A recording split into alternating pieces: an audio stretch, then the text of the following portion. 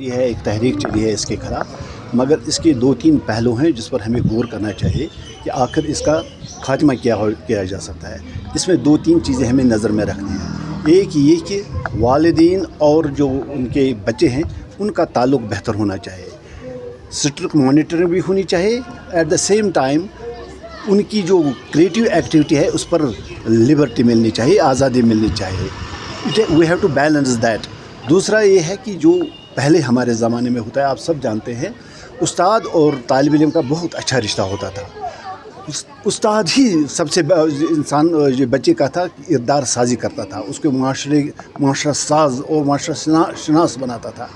मगर आज वो रोल ख़त्म हो गया है, वो रिश्ता बहुत कमज़ोर हो गया है उस्ताद और तालिब इल्म का। उस रिश्ते को मजबूत करने की फिर ज़रूरत है। और मुझे लगता है कि जो हमारे इक़दार हैं, जो आपने हमारी तवारीख़ है, हम उस्ताद की बहुत कदर करते हैं, इसलिए कि वो एक इंसान को इंसानियत में दाखिल करता था। और तीसरी अहम बात, जो हमारा उल्मा का तबका है उनको अपना रोल अदा करना पड़ेगा, क्योंकि अगर वो मिंबर रसूल सल्लल्लाहु अलैहि वसल्लम को समाजी और समाजियात के मुतल्लक लोगों को आगाह नहीं करेंगे तो इंसानी शूर जो है वो बुलंद नहीं होगा।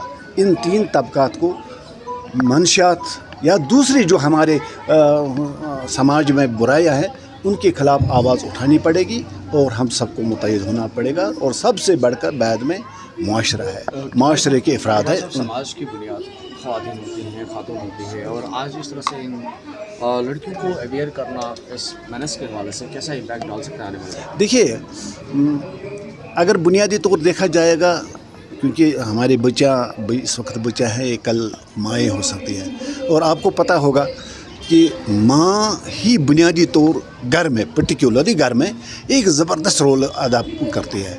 बाप से बढ़कर माँ अपने बच्चों पर नज़र रखती है, वो उसको संवारती है। तो लिहाजा मुझे लगता है कि जो हमारी बच्चियाँ हैं, अगर आज से ही इस बात के लिए ज़हनी तौर तैयार होंगी कि उन्हें एक अहम रोल अदा करना है,